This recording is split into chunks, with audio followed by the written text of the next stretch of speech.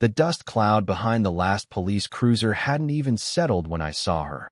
Sharon Wallace, the self-appointed queen of the Briarwood Hills HOA, standing right at my ranch gate, shrieking into her phone and pointing at me as if I were an armed fugitive. I'd only just come back from spending 3 weeks in Tucson with my father, who'd needed hip surgery. Now, instead of a peaceful return to my own property, I was facing 3 patrol cars, flashing lights, and officers approaching with their hands hovering near their weapons. "That's him!" Sharon screamed at the dispatcher so loud the horses in my pasture pinned their ears and skittered away. "The trespasser with the weapon. He's trying to break into the Oak Ridge Ranch property. You have to stop him." I let my duffel bag drop gently at my feet, my hands up where everyone could see them.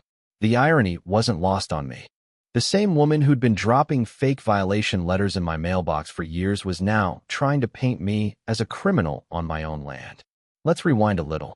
My name is Ethan Park, and I inherited Oak Ridge Ranch, 130 acres of rolling pasture, dense woods, and a rickety old farmhouse from my grandfather 7 years ago. The ranch sits on the edge of Briarwood Hills, a shiny suburban development where every driveway is power washed twice a week and no blade of grass dares grow taller than 2 inches. From the day I moved in, Sharon Wallace, the HOA president, decided my ranch ruined the community aesthetic. She complained about my fence's rustic look, the hay bales visible from the cul-de-sac, even the color of my mailbox, which she claimed clashed with the cohesive neighborhood palette. So when my dad needed help after his fall, I packed up quickly, double-checked my security system, and didn't bother telling anyone when I'd be back. After all, who was I supposed to inform? It was my ranch, bought and paid for. I pulled up that afternoon, road-weary and craving a hot shower. But something was off. Tire tracks cut fresh through my gravel drive. And my front gate's electronic keypad, the one I'd installed myself, had a new lockbox dangling from it like an unwelcome ornament. A real estate lockbox. A cold wave washed over me. I punched my code. It didn't work. Again, no dice. So I did what any ranch owner would do. I threw my duffel over the fence, climbed over, dusted off my jeans, and started up the long driveway. That's when I saw her. Sharon Wallace stood right on my porch, decked out in her trademark pink blazer and pearls, gesturing grandly at my living room windows. Next to her, a couple in designer clothes nodded politely, the woman tapping notes into her phone. "And as you can see," Sharon cooed, "the home has wonderful bones. But of course, it will need significant updating to meet community standards." Her voice trailed off when she spotted me stomping up the steps. Her eyes flicked from my boots to my face, and I saw the blood drain from hers. "What the hell do you think you're doing on my porch, Sharon?" I asked, my voice barely under control. The mail buyer turned, blinking. "Wait, excuse me. Sir, Miss Wallace told us this was an emergency sale. She said the owner abandoned it." "I am the owner," I snapped. I swept my hand at the open front door behind Sharon. "This is my home. I've been gone 18 days. My father just had major surgery. This property isn't abandoned, isn't for sale, and sure as hell isn't under your control." Sharon's mouth twitched before it settled into her signature smug smirk. She whipped out her phone and dialed so fast her acrylic nail nearly snapped. "I'm calling the police. You're trespassing on HOA-regulated property. You're intimidating us. He's threatening us. Sharon, this ranch has never been part of your HOA, and you know it," I said. But she was already on with the dispatcher, her voice climbing to a shriek. 911? "Yes, there's a man here, armed, threatening innocent people. We need officers immediately at 2425 Oak Ridge Road." The buyers practically tripped over each other racing to their black SUV. Gravel spit from under their tires as they reversed down my driveway. I was left standing in front of my own home, fists clenched, staring down the woman who'd been a thorn in my side for too long. 10 minutes later, sirens blared down my quiet country road. 3 cruisers skidded to a stop. "Sir, hands where we can see them," one of the officers ordered, hand resting on his holster. I obeyed, exhaling slowly to keep my voice calm. "Officer, my name's Ethan Park. This is my ranch. I have ID and legal paperwork to prove it." That woman, I nodded at Sharon, who now stood with crocodile tears and a hand to her chest, "has been trespassing and trying to sell my land while I was away." "He's lying," Sharon shrieked. "This eyesore has been abandoned for weeks. I'm the HOA president. I had to secure it for the neighborhood's safety. One of the officers, older, with a calm that comes from decades on the job, squinted at her, then back at me. "Mr. Park, do you have proof?" "More than enough," I said, pulling my phone from my pocket and opening my security camera app. I thanked every sleepless night I'd spent wiring up those cameras after Sharon's last stunt. I showed them footage. Sharon, 8 days ago, snipping my gate lock with bolt cutters. Next, her fiddling with my keypad, installing her own lockbox, and parading half a dozen prospective buyers through my living room, even moving my furniture to stage the place. The officer's jaw tightened. He motioned to a colleague. "Ma'am, I need you to step over here while we sort this out." Sharon's fake victim mask cracked. I was protecting our home values. Someone had to do something. He was never here. By breaking into my house and forging a sale, I shot back. The officer raised a hand. "Mr. Park, do you have documentation?" I pointed at my truck. "Glove box. Title deed. My driver's license matches the address. And these videos don't lie." He radioed for backup.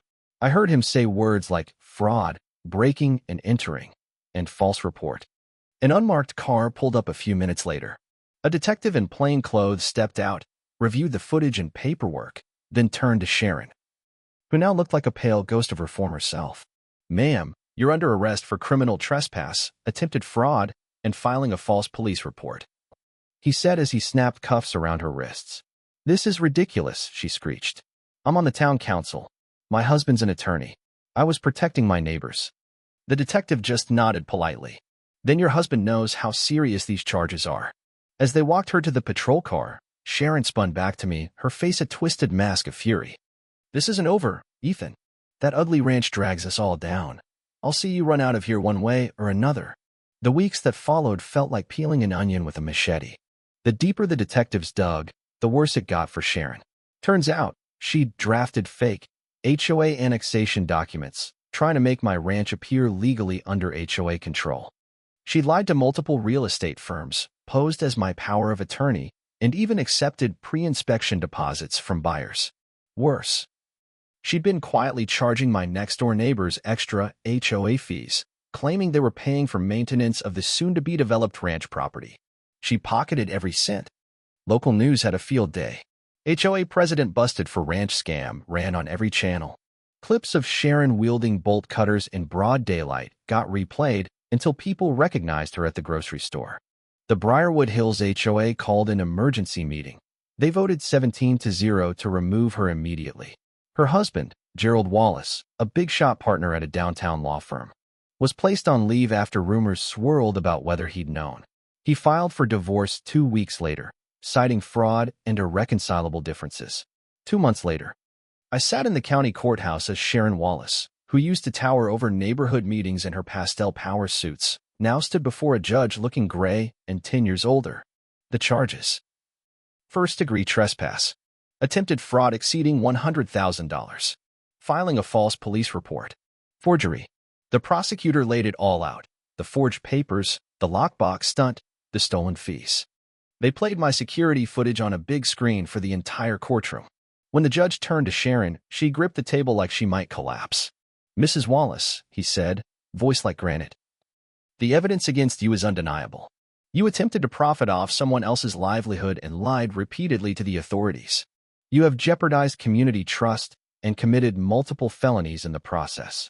She whimpered. "Your Honor, please, I was only trying to help the neighborhood. Ethan Park's ranch is an eyesore. I did what I thought was right, The judge's gavel cracked once. "This court disagrees. I hereby sentence you to 7 years in state prison, restitution of $60,000, and a permanent restraining order. You will stay no less than 1,000 feet from Mr. Park's property at all times, upon release or otherwise." Sharon's mother sobbed from the gallery as bailiffs escorted her out, her cries echoing down the marble hallway like a final insult to her once-perfect suburban reputation. So that's how the so-called Queen of Briarwood Hills ended up trading her pastel blazers for a jumpsuit, all because she couldn't stand the sight of an old ranch she never had any right to control. As for Oak Ridge Ranch, the gate works just fine now, with a new keypad and an even sharper security system.